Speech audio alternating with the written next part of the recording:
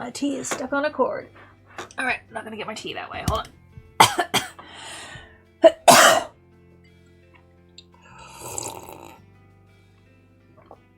I might put it down here. Maybe here. Okay, that works. Okay, cool. I step outside my apartment building, squinting in order to defend myself from the overwhelming rays of sunlight assaulting my eyes. As narrow as my vision is, I'm able to determine that Kojiro is nowhere to be seen. Where is he? Once again, he's making me wait. And as I mumble under my breath, I hear the screeching of tires and watch in disbelief as a van pulls up outside my apartment building. It's a beat-up old thing that may have once been white, but is now covered in grime. The windows are either tinted or encrusted with dirt. To my surprise, the window on the passenger side lowers and I see some familiar faces. Next to Kojiro, in the driver's seat, is none other than Tomoe. Tomoe. She's waving, grinning like a lunatic. So, how's this? My face must reveal my fury because Kojiro flinches before I can even respond. Where did you even get this piece of shit? Some guy. Some guy? What guy? Some guy from the noise marketplace. Only wanted $250 for it. So, here's the other half of your money back. You're welcome. He holds up the paper bag I gave him earlier. It seems to still have a bit of weight to it. When Kojiro showed up at my apartment earlier this morning, he told me he'd found a great deal on a van. I had a good feeling about it and handed him the money to go and secure the vehicle. However, he mentioned that he needed a driver to haul it back. He asked me to call Tomoe for assistance. Thankfully, Tomoe agreed to help. Any opportunity to leave the office was good enough for her. I never expected her and Kojiro to come back driving a death trap on wheels. We're not going to die in this thing, are we? Who knows? It has AC! Great. Did you ask the guy if anyone has ever been murdered in it? What do you care? It's gonna see a lot of corpses before we're done with it.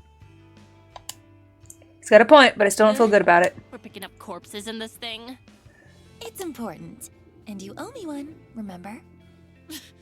That shit's gross. I don't mind driving, but come on. Ugh, whatever. As long as I don't have to touch nothing. Finger almost looks broken, I know. Like, well, I can't do it with that hand because that finger pops out of its socket on that hand. I'm doing the heavy lifting. Don't worry.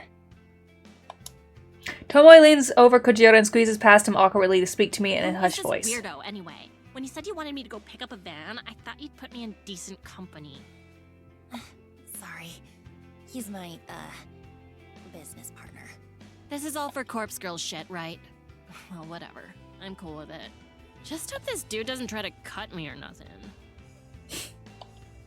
She pulls back and gives Kojiro some air. Get in. Huh? Why? Going to the morgue. Hang on. I haven't planned anything yet. You want to do this now? If not now, when? Any other time, after I've had a chance to get organized. You have requests, right? Yeah, 3, actually. Right. So let's go get some bodies that match. But you haven't even had time to put aside any ashes. You were gonna collect a little from each cremation and put them aside and... Already done. Seriously? Worked night shift last night. Got like 3 or 4 canisters saved up. You said you've got 3 requests? Well, how convenient. But... Look, this operation was your idea.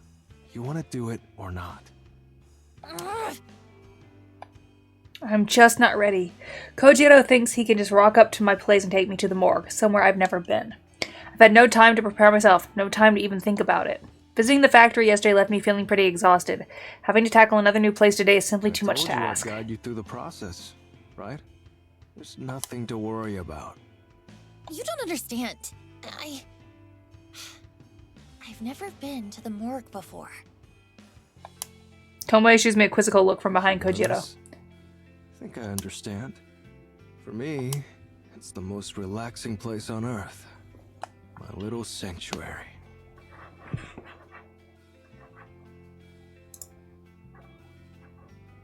Hold on, we have a spammer in my chat room.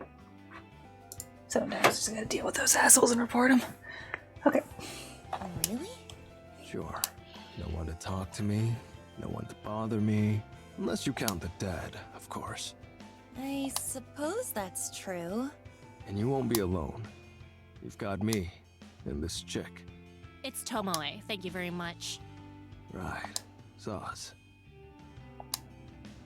I take a deep breath and brace myself for the next thing I'm about to say. Okay.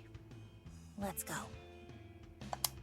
Kojiro's right, everything will be okay. I need to get used to going to the morgue. It's a new place, but it's going to be an essential place. I tell myself this is all for Corpse Girl. For me. For us. Kojiro pulls the van's sliding door open and I take a careful step inside. You could spend some time cleaning it. Oh, the morgue, look at that. The morgue is a lot colder than I imagined it would be. Well, it needs to be. I berate myself for not bringing a sweater, but there's nothing I can do about it now. The place has an icy, otherworldly feel to it. It's depressing and clinical and devoid of hope. And then there's the stench. It's not as overwhelming as I feared it may be, but it lingers and claws at my senses. Excuse me. It clings inside my nostrils and mouth and the very interior of my skull. It's very easy to understand why Kojiro's clothes always smell like this place. Once the odor gets a grip on you, it doesn't let you go. I'm home. A poor joke and poor taste, even for Kojiro. I feel like I'm going to vomit. Even Tomoe is looking a bit paler than normal. I'm surprised she accompanied us inside after she spent the whole drive over insisting that she would stay in the van. Bodies in here. Of course. See all these lockers? They're cold chambers. Pretty much all of them are full. A body in each. Fucking disgusting. Noriko? Yeah? I keep things in order around here. Chambers on the left wall are cadavers due for cremation. And what about the lockers on the right wall? No touchy-touchy. They're new arrivals or they're being collected for some reason or other. Autopsy, funeral, etc. Got it. So, we can only make use of the cadavers in the lockers on the left wall. What do you think? At some point in the game, she's going to want one on the right wall. And that's where everything goes wrong. That's a bingo. I listlessly wander over to the left wall. There must be dozens of cold chambers here, all lined up in neat rows. Some doors are slightly ajar, and peeking inside reveals they're empty. But the vast majority are sealed tight, the occupants within sleeping soundly. Hey, question. Shoot. How do I know who is in each locker? Like, if I wanted to get an old woman's corpse, do I just have to search blindly? Nah. Okay. Then what do I do? Come here. I walk over to Kojiro and follow him to a large computer monitor mounted on the far wall. He taps on a little panel inset in the wall and the shelf pops up, revealing a keyboard and mouse. Databases? Somewhat. Perhaps all my data entry experience at Temujin will pay off here. Simple anyway. Live database contains the current inventory items. Ew. Ugh. You refer to these bodies as inventory items? What would you call them? Well, like, they used to be real people and shit, right? Why not show some respect? I don't understand. They're cadavers.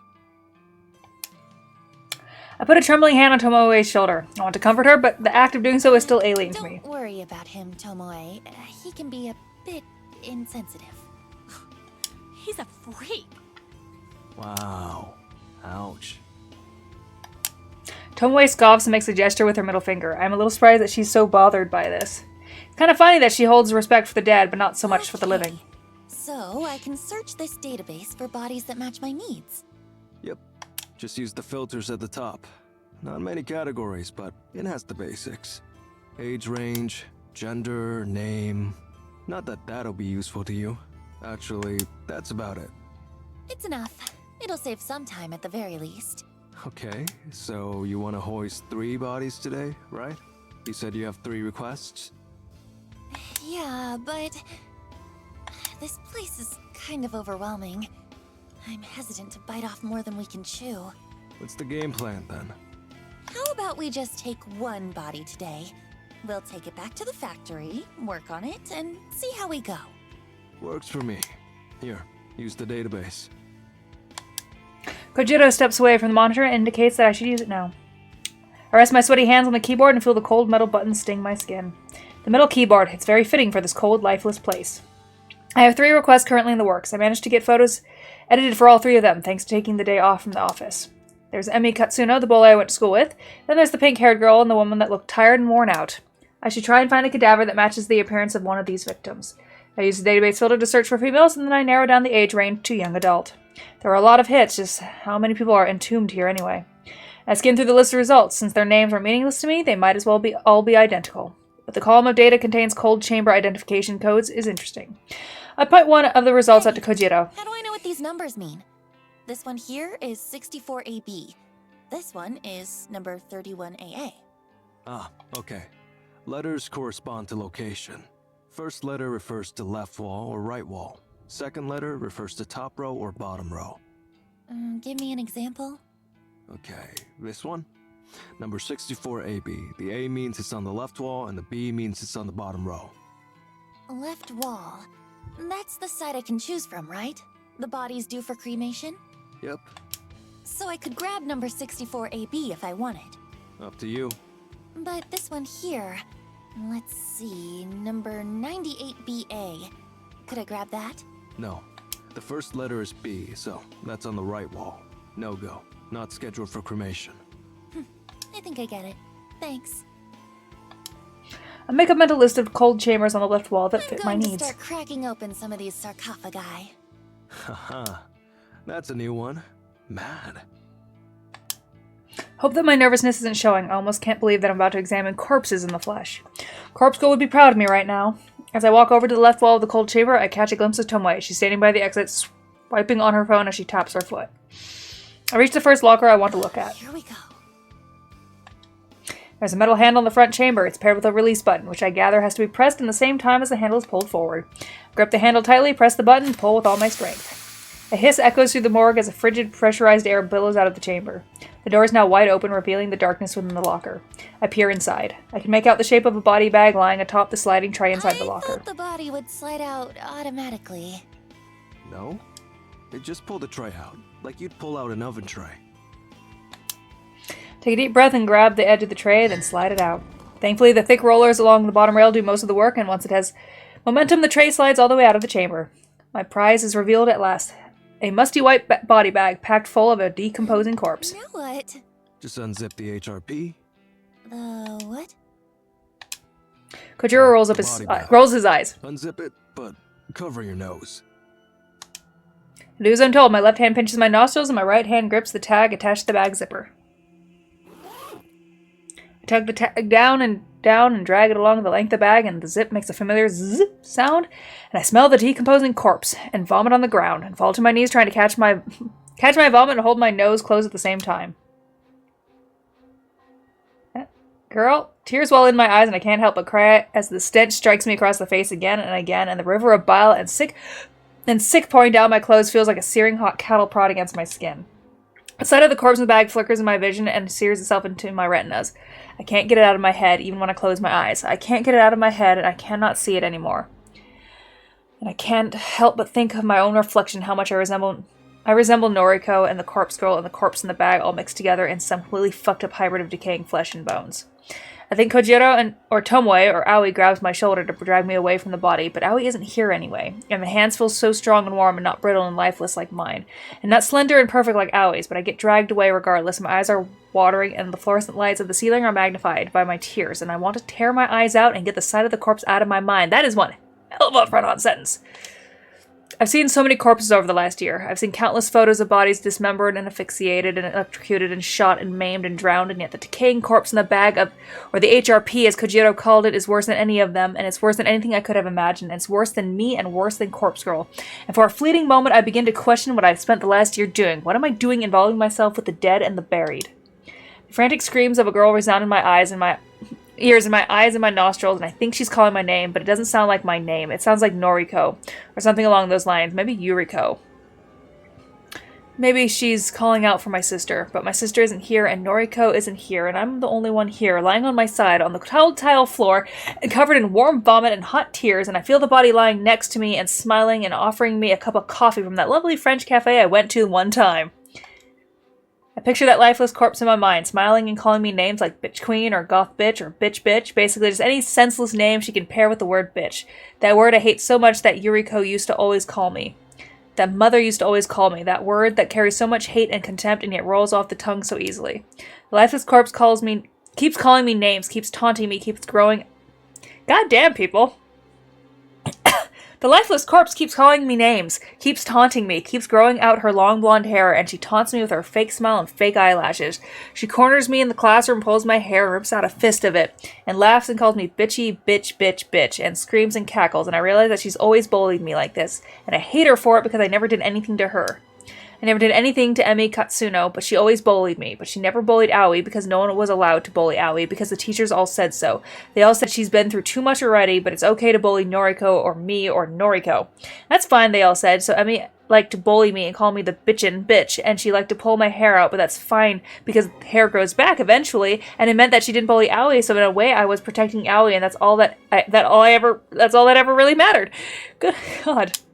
And the corpse in my mind isn't Emi, but it might as well be. It might as well be her, and maybe I can make it her. Maybe the corpse can become Emi Katsuna, and if I send her the photograph of the corpse, then she might kill herself. She might kill hers.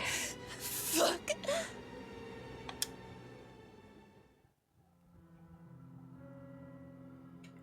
My neck cracks loudly as I sit up straight. I blink a few times to clear the tears out of my eyes, and the worried faces of Kojiro and Tomoe appear in my vision. You okay? What the fuck, Noriko? I spit the remnants of vomit out of my mouth. I'm fine. You don't fucking look fine. You chucked up all over the place. She'll be right. Seen this kind of thing before. What do you mean? Pretty normal to react like that to a decomposing cadaver. Surprised you're okay, Tomo? It's Tomoe. Shit. Yeah, I'm fine. I don't like him, but I've seen corpses before. Well, I thought Noriko had too. Just pictures, I guess. I'm not forgetting the carnage I witnessed at the train station thanks to Kotomi Ida. Somehow seeing a stiff cadaver in a body bag was too much... God. Somehow seeing a stiff cadaver in a body bag was so much more overwhelming. Are you really Corpse Girl? Apparently. Come on, let's get you up. Tomoe grabs me in a sort of bear hug and lifts me to my Sorry feet. about the vomit. It's fine. It's fucked up, but it's fine. Call it a day? Put my weight on my unsteady feet and step away from Tomoe. There's something I need to do. I stare straight at the corpse in the body bag. Her face is still exposed, lifeless, expressionless. Her hair is long, blonde. I imagine her with a bit of makeup, some blush, some lipstick, some fake eyelashes. Whoever this was, she's exactly what I need for my next victim. That worked out well. Can we get her into the van? Okay, I'll grab a trolley. Tomoe, give me a hand. Ugh, if I have to. I nod and whisper a small thanks to both of them. Still a little groggy and unstable, I make my way to the morgue door. I'll wait in the van for now. I need to take a moment to restore my energy. The real work will begin when we get to the factory.